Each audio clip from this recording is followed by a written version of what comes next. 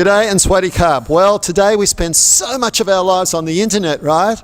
So we're so interconnected, but this means we're also connected to, well, let's call them assholes, right?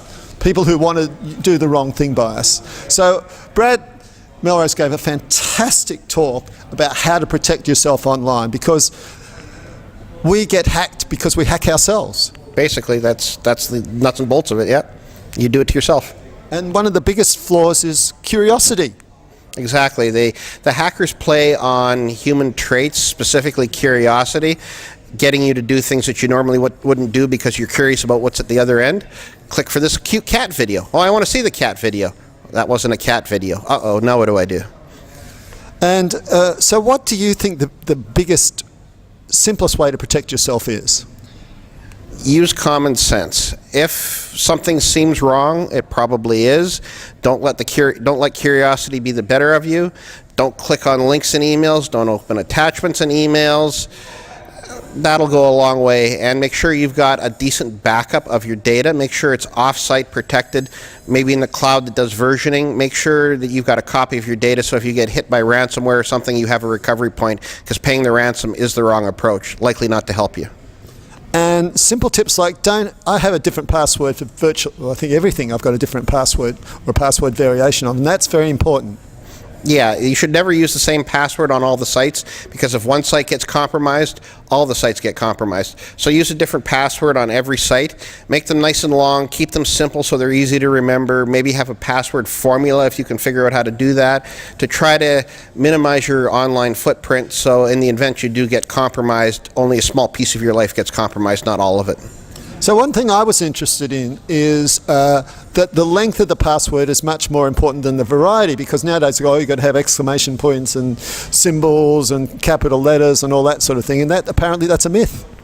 It's an old way of thinking. It used to be, people used to think that making them more complex was the way to go, and at the time it probably was. But now that computers have gotten faster, they can crack short passwords. So a short, complex password's a lot easier to crack than a really long, simple one. Longer is better. 20 characters or more, and it's going to take centuries for somebody to hack the password, whereas an 8-character password can be hacked in days. I sometimes use foreign words in my passwords. Would that help at all? If you're using foreign characters like Thai characters in a password, that will help a lot, because computers trying to hack it might not use those characters. They might use the ones that they're expecting you to use, so that might be more secure. But a lot of sites aren't going to be able to handle the extended Unicode passwords that Thai characters, for example, use, so they may not be valid in the password in question. You may not be able to use them. So in fact, something like supercalifragilisticexpialidocious is technically a better password than hashtag ABCD, exclamation part, capital A. It would take longer to hack, but I wouldn't use that particular password. But yeah, anything long like that is way more secure than anything with a whole bunch of cryptic characters. We've spent a long time trying to memorize these cryptic passwords, which are very difficult for humans to deal with, but easy for computers to guess. But something that's very long could take a considerably longer time for a computer to guess, but we can remember them a whole lot easier. So it's just most security professionals haven't caught up with the thinking. There's basically a set of security best practices that are out there, and I never recommend that people follow best practices. You want to be different, and you want to do different things than what the best practices say, so the hackers aren't expecting it, and you're actually technically more secure if you're not actually following the blueprint they recommend. Well, I can't recommend this talk highly enough. I mean, we're really privileged to get a deep and thorough expert lecture on how to protect yourself online, and use this a lot, right? Common sense. Common sense, that's what it comes down to. Don't be a victim. There you go. So don't help them to hack you. And one company lost how much money? San Francisco Transit Authority lost $2 million because they had to shut down their systems for 2 days and give the fares away for free.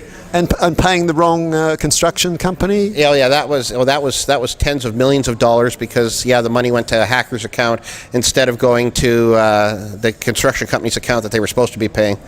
Well, we could talk a lot about this, because you got a slightly suspicious email, which I noticed had a grammar mistake in, and was supposedly somebody.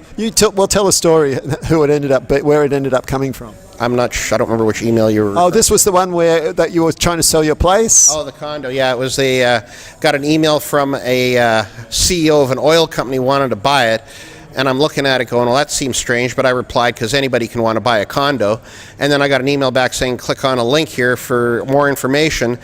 And does your condo fit what I'm looking for? And it was just wrong in every way. And then when I dug into it, it was, it ended up coming from Russia. So it's, not an oil CEO in the U.S. Well, yeah, so via Belize, right? Yeah. So there you go. Really have a look at this talk because it's so important that you protect yourself online. Today we were privileged with Brad giving a talk. We're going to miss you when you go back to the U.S., but you'll be back. Canada, not the U.S., Canada.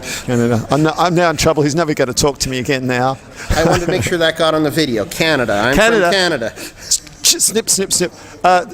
Brad's going back to Canada for a while. And he's been really great for the club.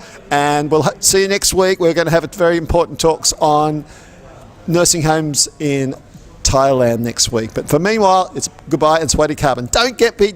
Use your common sense. Don't get hacked, yeah? Don't hack yourself. Sweaty cup.